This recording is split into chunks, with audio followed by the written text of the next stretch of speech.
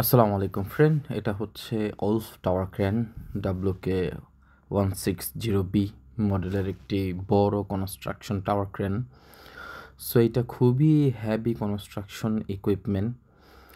এইটা দিয়ে মূলত নিচ থেকে বিল্ডিংয়ের উপরে বড় ভারী মাল ওঠানো হয়। তো এইটা আমি আজকে খুলে ফেলছি। এটা হচ্ছে আপনার শাহ আলম একদম স্টেডিয়ামের পাশে। তো ইন কেস বা ইন ফিউচার যখন কোনো বাংলাদেশি ভাই এই বিল্ডিংটা দেখবেন, আপনারা দেখেই বুঝতে পারবেন যে এই বিল্ডিংটা ওঠানোর জন্য যেই কনস্ট্রাকশন টাওয়ার ক্রেন ব্যবহার করা হয়েছে, সো এইটাও আমাদের বাংলাদেশি ভাইয়েরই লাগানো এবং আমরাই এটা খুলেছি এবং এটার মেনটেন্যান্সের দায়িত্বও ছিলাম আমরা। তো এটা হচ্ছে যে আসলে আমি যখন ক্রেনের বুমটা খুলব, তার আগে যে এটার মেন বুম ছিল যেটা দিয়ে বড় বড় মাল উঠাই বা নামাই নিচ থেকে। সো এই বুমটা আগে আমরা রেডি করছি, প্রায় আমাদের রেডি করা শেষ। সো আমরা এটাকে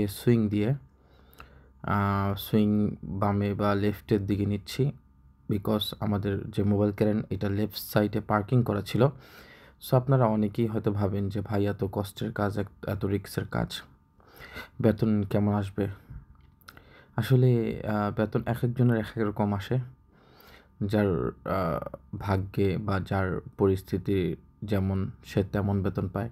এটা ডিপেন্ড করে আপনার উপর, আপনার লেভেল কোন লেভেল বা আপনি কত টাকা বেতন পাওয়ার যোগ্য।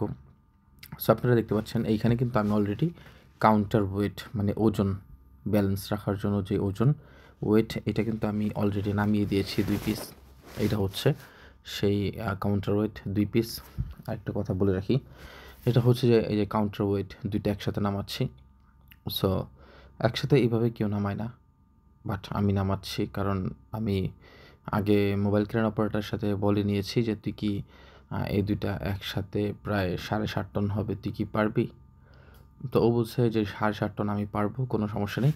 কারণ ওকে 7.5 টন পারতেই হবে, কারণ এই ক্রেনের এমন বড় একটা পার্টস আছে যেটার ওজন 12 টন। সো এই ক্ষেত্রে 7.5 টন ও খুব ইজিলি উঁচু করেছে। তো দুইটা যখন কাউন্টার ওয়েট আমি নামিয়ে দিয়েছি, তখন আমি ক্যারেনের মেন বুম সুইং লেফটে দিয়ে আমি পজিশনে নিচ্ছিলাম।